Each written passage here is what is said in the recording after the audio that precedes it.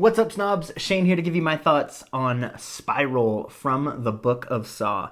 And my thoughts start with that title. Spiral, that's cool, and I get that the studio needed the word Saw in there somewhere to make sure that fans know that this is another Saw movie, but is book really an accurate way to describe Saw? The device you're wearing is hooked into your upper and lower jaws. When the timer in the back goes off, your mouth will be permanently ripped open. Think of it like a reverse bear trap. Here, I'll show you.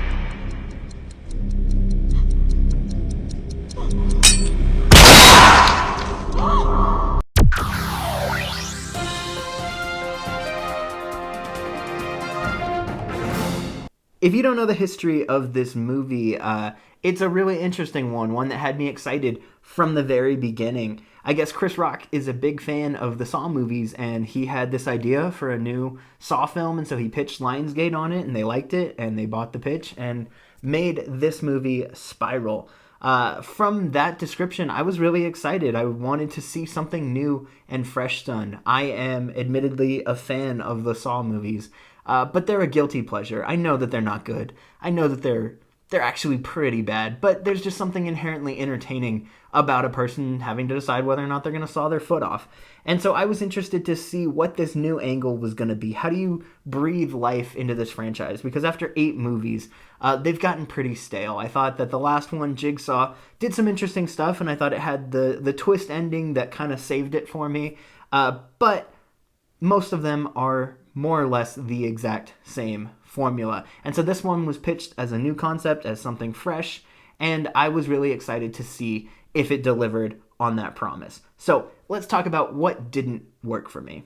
Despite the fact that this film is being marketed as a new, fresh direction for the Saw franchise, they made the curious decision to bring back a director and writers from the previous Saw entries. And so this movie very much feels like it was made by the people who made the other Saw movies. And that means that a lot of the weaknesses from the other Saw films are in this. The writing isn't always great, the acting isn't always great, the logic is pretty flawed. It's the type of movie where if you think about it for more than about 30 seconds, when you get to the end of the film and everything's revealed and you stop and go, does that actually make sense? The answer is no, not even close. There's so much in the movie that makes no sense. And, like I said, it's about on par with some of the others. I found this movie to be better than the other Saw films, but unfortunately, all the weaknesses are still present in this one, and that's a shame because I think they had a real opportunity to bring in a new director and find a new vision for this film, breathe new life into this series, do something different, something we haven't seen before. There was also one thing that really bothered me in the movie. There's this moment where they start to realize what's going on and that this is another Jigsaw copycat, and no one seems to react. It's kind of just like, another Jigsaw copycat. Not like, oh my gosh, this means that we are in for the most horrific stretch of our careers.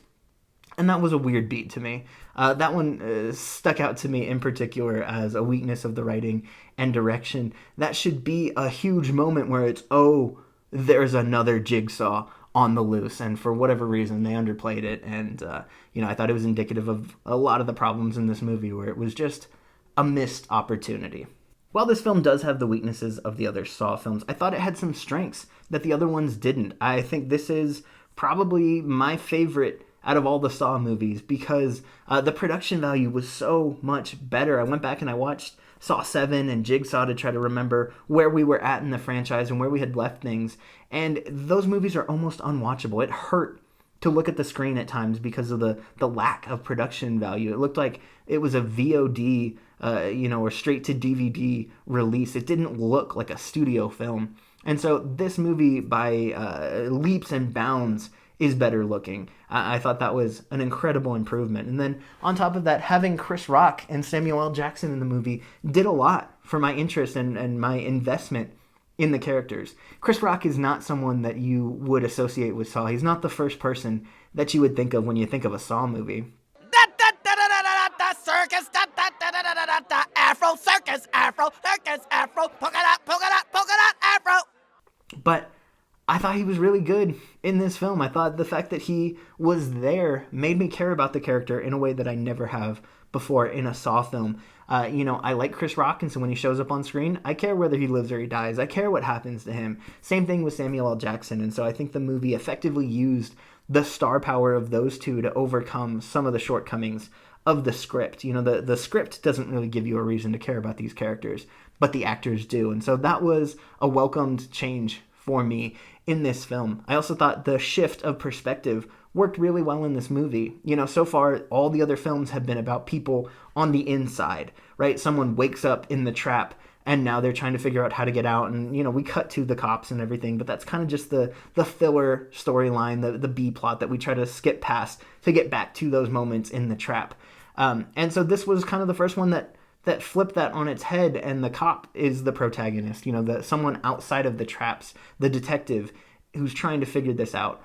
And so in this way, it kind of becomes like a poor man's version of Seven. This package just came in. Get everybody out of here. Oh, what's in the box? It's nowhere near as good as Seven. Don't think I'm saying that. But there's a lot of similarities. The structure and the perspective and all of that was very similar. And so I thought that was a good change. I thought that was an improvement. That was something fresh that this film brought to the table. Finally, there is this theme that gets woven throughout the story. It's very relevant to today's political climate and today's world. And so is a Saw movie the best, most sensitive way to handle a real world topic? No. Of course not, because it's a Saw movie. And the film could have been better, but I think it succeeded more than other films like this. I hate when the Purge movies try to get political and try to, address real-world topics and stuff, because they're so dumb and they're so poorly written that it almost seems offensive that they would try to bring in something that matters into this silly story that they've made up. I didn't feel that way about this. You're not going to walk away with your view on the world changed, but I thought it was an interesting, relevant take on the Saw franchise. In summary, Spiral in no way fixes the problems of the Saw franchise. In fact, it retreads a lot of them.